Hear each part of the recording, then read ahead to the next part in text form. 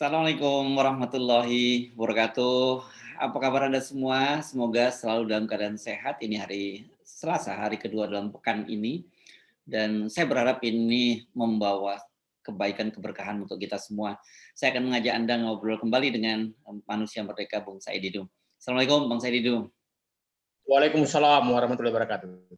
Ya, ini presiden ini baru saja melebur dan dengan begitu ada sejumlah perusahaan yang artinya dilikuidasi ya, mulai dari Pertani yang dilebur ke Sanghyang Sri, kemudian ada Badan Reksa ke PPI, dan kemudian ada Perikanan Nusantara ke Perikanan Indonesia ya. Nah ini apa arti penting dan strategisnya dan kemudian apa kira-kira dampaknya dari peleburan-peleburan ini, Bang Said itu? Saya berharap peleburan ini sebenarnya langkah netral saja, tapi apakah peran mereka itu, peran BUMN tersebut akan ditingkatkan atau dibiarkan begitu saja. Nah, kenapa sih penting saya tegaskan? Karena saya ingin menceritakan sejarah BUMN tersebut. Nah, Menarik. PT PPI, Perusahaan Perdagangan Indonesia, itu adalah gabungan antara Kertaniaga, Cipta Niaga, dan Panca Niaga. Nah, ini itu perusahaan gede, dulu besar-besar nih perusahaan ini ya dulu, Bang ya. Keren ini orang kalau kerja di sini dulu. Dulu tahun 70-an, tahun 70-an, orang kalau diterima di antara niaga-niaga tersebut pasti paling keren. Kenapa? Hampir seluruh gudang-gudang di pelabuhan itu adalah gudangnya Panca Niaga, Kertaniaga, dan Cipta Niaga. Nah, Kertaniaga, Panca Niaga, Cipta Niaga itu adalah hasil nasionalisasi perusahaan perdagangan Belanda, sebagian dari milik VOC. Nah, itu dulu masuk perusahaan perdagangan terbesar kelima di dunia. Jadi kita pernah memiliki perusahaan perdagangan terbesar kelima di dunia. Itu awal kemerdekaan. Nah, tahun 2003 Panca Niaga, Kertaniaga, Cipta Niaga itu dilebur menjadi PT Perusahaan Perdagangan Indonesia. Dan kita tidak tahu sekarang itu aset-asetnya kemana saja.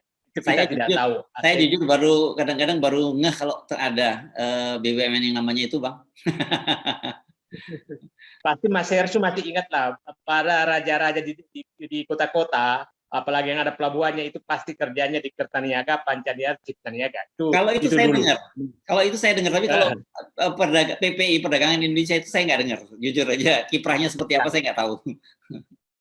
PT Perdagangan Indonesia selama ini ditugaskan tanda kutip adalah impor gula, dapat jatah impor gula, impor beras, kemudian hanya itu. Nah, tapi fungsi terbesarnya tidak kelihatan sama sekali, malah semakin mengecil, dan itu kantornya ada di Merdeka Barat.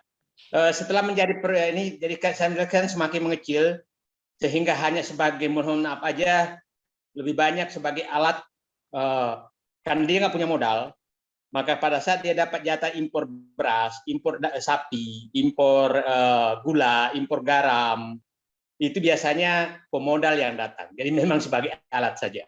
Sekarang PT Perdagangan Indonesia. Nah, padahal dulu the big five dunia. Nah, kemudian saya mau masuk ke PT Banda Geraha Reksa yang digabungkan ke PPI. Nanti kita bahas satu demi satu. Ini perusahaan pergudangan yang dibuat tahun 1977, jadi baru lahir sebenarnya. 1977. Dan biasanya itu dibuat oleh kementerian atau dulu departemen untuk berbisnis. Jadi sebenarnya perusahaan Banda Geraha Reksa juga ini tidak terkenal, tidak dikenal sama sekali. Malah agak lucu menurut saya, kan sudah ada Bulog. Bulog kan pergudangan juga. Nah, jadi memang saya tidak menyatakan ini langkahnya langkah biasa-biasa saja, karena memang perusahaan dua-duanya ini perusahaan yang tidak terdengar lagi sebenarnya. Jadi adalah untuk menggabungkan oke. Tapi yang pertanyaannya adalah apakah kita BUMN itu mau dibangkitkan lagi seperti halnya dulu zaman Belanda, bahwa dia perusahaan yang besar, ataukah hanya sebagai alat. Jadi menurut saya, kalau ini mau dibesarkan, maka sebenarnya perusahaan BUMN ini sebaiknya digunakan untuk melawan penguasaan importir yang dikenal dengan 9 naga. Itu sebenarnya kalau mau peran negara tinggi terhadap impor gula, impor beras, impor garam, impor daging. Itulah pergunakan BUMN ini sehingga dominasi 9 naga tidak terlalu tinggi terhadap kegiatan itu. Jadi itu sih saya harapkan terjadi mergernya dua itu. Kemudian kita masuk ke PT Perikanan Nusantara dan PT Perikanan Indonesia. Nah, PT Perikanan Nusantara ini sebenarnya itu adalah tujuannya dulu adalah di badan usaha milik negara yang ditujukan untuk menangkap ikan-ikan di laut dangkal. Jadi bersama nelayan-nelayan sehingga kapalnya itu kecil-kecil. Sementara PT Perikanan Indonesia itu dipersiapkan untuk menangkap di laut yang dalam, zona ekonomi eksklusif. Jadi memang disiapkan betul dulu. Nah, tapi dua-duanya tidak bisa berkembang, kalah bersaing dengan swasta yang ada karena permainan di bisnis perikanan sangat tinggi. Ya, sebagian besar perusahaan bisnis perikanan kemarin waktu masih subsidi BBM itu bukan menangkap ikan, tapi berdagang BBM. Jadi membeli BBM kemudian dijual di laut. Nah, itu karena dapat BBM subsidi. Nah, itu sebenarnya yang terjadi. Kemudian masuknya kapal-kapal Cina, Vietnam, kemudian Birma apa segala masuk ke Indonesia, ke laut Indonesia, Cina masuk ke laut Indonesia, dan tidak ada penjagaan laut yang bagus, maka mempercepat matinya kedua perusahaan perikanan ini. Jadi penyebab matinya sebenarnya adalah karena tidak diberikan kesempatan bersaing, tidak dilindungi terhadap area penangkapan ikan mereka. Jadi kalau menurut saya penggabungan ini kalau tidak dilakukan ketegasan untuk tidak membolehkan kapal asing masuk menangkap ikan di Indonesia juga mubazir, tidak ada gunanya, pasti kalah. Nah, saya saya tidak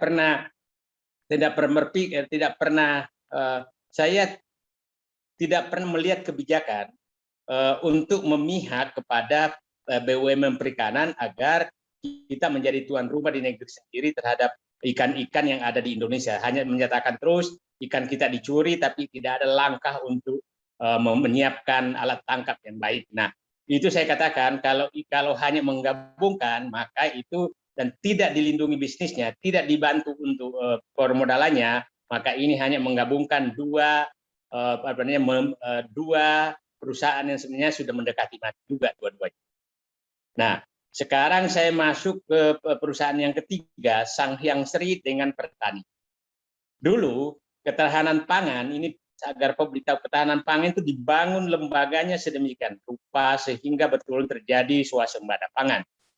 Bulog ditugaskan untuk menjaga harga agar petani tidak rugi dan dia membeli dan menjual ke operasi pasar. Petani itu tugasnya dulu adalah semua petani yang ingin membeli alat peralatan pertanian, pestisida, insektisida datang ke petani. Traktor, kemudian alat cangkul itu datang membelinya di petani. Petani juga ditugaskan dulu untuk penggilingan padi. Penggilingan padi daerah di Lumbung Padi. Jadi itu di daerah saya Pindrang itu ada petani. Daerah di Lumbung Padi itu ada penggilingan padi karena masyarakat saat itu penggilingan padi besar belum mampu. Nah, kemudian perusahaan ini mati juga, hampir mati, kita nggak pernah lihat lagi petani itu. Nah, kemudian Sanghyang Sri dari dulu memang, Sanghyang Sri memang dari dulu siapkan untuk menghasilkan benih terutama dulu benih padi, kemudian benih lain itu Sanghyang Sri yang disiapkan. Jadi dulu coba bayangkan Mas Hersu, kemudian pabrik pupuk disiapkan untuk menyiapkan pupuknya. Jadi pemerintah saat itu betul-betul menyiapkan semuanya, petani alat dan mesin pertanian, insektisida, pestisida, kemudian disiapkan bibit oleh Sanghyang Sri, kemudian disiapkan dulu pupuk oleh PT Pupuk Pusri dulu, Pak Pusri yang pertama, kemudian lahir pupuk Kaltim, Petrokimia Gresik, pupuk Iskandar Muda, kemudian pupuk Kujang, kemudian sekarang bergabung jadi Pupuk Indonesia. Nah, baru ada Bulog, kemudian ada KUD, Koperasi Unit Desa, kemudian ada BRI menyiapkan dana, kemudian ada kelompok tani. Jadi coba bayangkan dulu lengkapnya perencanaannya Ya, benar-benar terstruktur dan punya konsep yang luar biasa ini. Ini orde baru ini zaman Pak Harto ini ya. Orde Baru, Orde Baru. Jadi itu ketahanan pangan itu dirancang sedemikian rupa sehingga betul-betul apa namanya terjadi secara sinergi antara masyarakat dengan BUMN dengan pemerintah. Nah, jadi penggabungan antara apa namanya Pertani dan Sanghyang Sri ini hampir mati juga, beban utangnya besar sekali. Pertani juga hampir sama. Jadi saya katakan perusahaan ini kalau menggabungkan 3 perusahaan yang saya sebutkan tadi, PPI dengan PGR, Banda Geraha Reksa, kemudian Perindo, Perikanan Indonesia, dan Prinus, Perikanan Nusantara, kemudian Sanghyang Sri dan PT Pertani, ini keenam-enamnya ini sakit. Jadi tidak ada yang bisa, keenam-enamnya sakit, sama-sama sakit. Nah, kalau tidak ada perbaikan bisnis atau penambahan modal atau perlindungan bisnis mereka, saya pikir itu jauh lebih penting daripada penggabungan. Karena sebenarnya ini perusahaan-perusahaan ini perusahaan sunset gitu ya, jadi nggak ada ininya sama sekali. Jadi saya pikir sekarang mohon maaf kita menyebutkan, saya kalau mencari bibit bukan cari ke Sanghyang Sri, tapi toko Trubus kan gitu kan sekarang. Di online juga bibit benih banyak sekali gitu. Nah, Ya. pergudangan juga begitu yang online semua. Jadi saya pikir ini langkah berikutnya penggabungan ini adalah apakah pemerintah ingin mengambil peran terhadap kegiatan bisnis yang ada di tangan pemerintah. Dengan pemerintah dulu, Mas Hersu, masih ingat kita Pak Harto, Pak ini untuk agar tidak dikuasainya perusahaan peternakan oleh swasta, maka dulu ada namanya Bina Mulia Ternak. Itu bubar saja. PT Bina Mulia Ternak itu peternakan sapi. Nah, itu betul-betul dijaga oleh apa namanya? Oleh pemerintah.